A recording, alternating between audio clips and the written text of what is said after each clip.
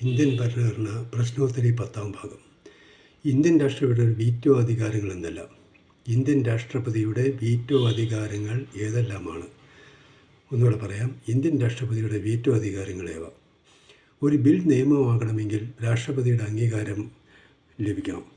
Parliament പാസ്സാക്കുന്ന bill പ്രസിഡൻറ്റിനെ അയക്കുകയോ പിടിച്ചുവെക്കുകയോ ചെയ്യാം. Money bill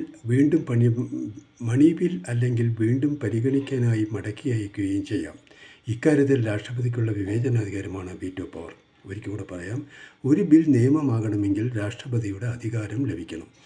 parliament പാസ്സാക്കുന്ന bill പ്രസിഡൻറ്റിന് അയക്കുകയോ പിടിച്ചുവെക്കുകയോ ചെയ്യാം. Money bill അല്ലെങ്കിൽ വീണ്ടും പരിഗണിക്കാനായി മടക്കി അയക്കുകയും ചെയ്യാം.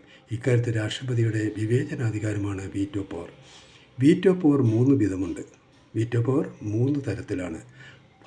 ആദ്യത്തേത് എന്താണ്? Absolute veto. പാർലമെൻറ്റ് പാസ്സാക്കിയ ബിൽ ഒപ്പിടാതെ പിടിച്ചുവയ്ക്കാനുള്ള അധികാരം സ്വകാര്യ അംഗങ്ങളുടെ ബിൽ,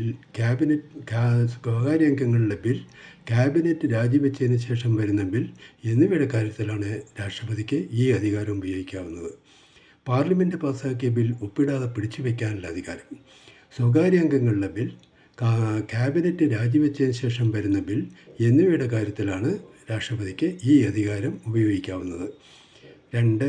സസ്പെൻസീവ് വീറ്റോ. പാർലമെൻറ്റ് പാസ്സാക്കിയ ബിൽ തിരിച്ചയക്കുമ്പോൾ പ്രയോഗിക്കുന്ന അധികാരം. ഇങ്ങനെ തിരിച്ചയക്കുന്ന ബില്ലുകൾ പാർലമെൻറ്റ് ഭേദഗതികളോടെയോ അല്ലാതെയോ വീണ്ടും രാഷ്ട്രപതിക്ക് അയച്ചാൽ രാഷ്ട്രപതി ഒപ്പിടേണ്ടതാണ്. അപ്പോൾ സസ്പെൻസീവ് വീറ്റോ എന്ന് പറഞ്ഞാൽ പാർലമെൻറ്റ് പാസ്സാക്കിയ ബിൽ തിരിച്ചയക്കുമ്പോൾ പ്രയോഗിക്കുന്ന അധികാരം. ഇങ്ങനെ തിരിച്ചയക്കുന്ന ബില്ലുകൾ പാർലമെൻറ്റ് ഭേദഗതികളോടെയോ അല്ലാതെയോ വീണ്ടും രാഷ്ട്രപതിക്ക് അയച്ചാൽ രാഷ്ട്രപതി ഒപ്പിടേണ്ടതാണ്. ഇനി പോക്കറ്റ് വീറ്റോ. പാർലമെൻറ്റ് പാസ്സാക്കിയ ബിൽ ഒരു നടപടിയും എടുക്കാതെ അംഗീകരിക്കുകയോ മടക്കി അയക്കുകയോ ചെയ്യാതെ വയ്ക്കാനുള്ള അധികാരം അതും രാഷ്ട്രപതിക്കുണ്ട്. പോക്കറ്റ് വീറ്റോ എന്നാണ് അത് പറയുക. പാർലമെൻറ്റ് പാസ്സാക്കിയ ബിൽ